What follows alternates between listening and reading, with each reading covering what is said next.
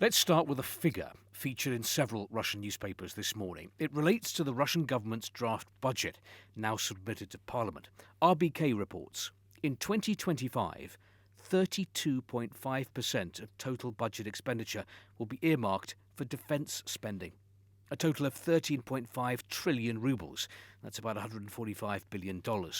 That compares to, in 2024, 10.4 trillion rubles, or 28.3% of total expenditure. This chart in Kommersant shows how military spending in pink here will dominate budget expenditure. Additional to that, in green, national security and law enforcement spending. This, by the way, and by contrast, is the portion that will be spent on education and on health.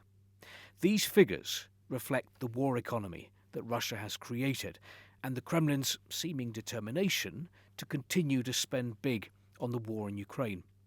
Talking of spending, according to Moskovsky Komsomolets, Russians are spending a lot on mystics, wizards, fortune tellers and the like. And what's more, some Telegram channels have noted a completely wild jump in prices for the services of sorcerers, tarot readers and numerologists. From October, they'll be a whopping 100% more expensive. People are flocking to see them.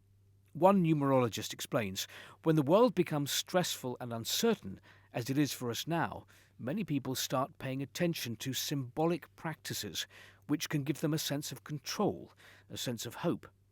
Here the customer asks, "Do you believe in the cards?" The reply, "Credit cards, of course." Perhaps adding to that sense of stress is what Nezavisime Gazeta today calls escalating nuclear rhetoric from Moscow directed at the West. Included in that are President Putin's proposed changes to Russia's nuclear doctrine, the document that lays out the circumstances in which Moscow may consider a nuclear strike. The paper concludes, the mechanism of a nuclear response is not automatic. It requires will and a decision. But the current situation is conducive to this. Further escalation is not required. This may be seen as a game of hints and warnings, but the logic of a turbulent world is different from the logic of a normal world, in which you rarely hear world leaders use the words nuclear weapons.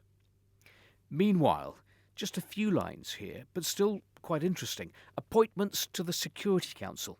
Vladimir Putin has appointed 4 more officials to Russia's powerful Security Council, including 2 men rumoured to be in the mix for the job of president post-Putin. Alexei Dumin, Putin's former bodyguard who's now in charge of the State Council, and the first Deputy Prime Minister, Denis Manturov. I say rumoured to be. I mean, in the Machiavellian world of Russian politics, you never really know what is going to happen.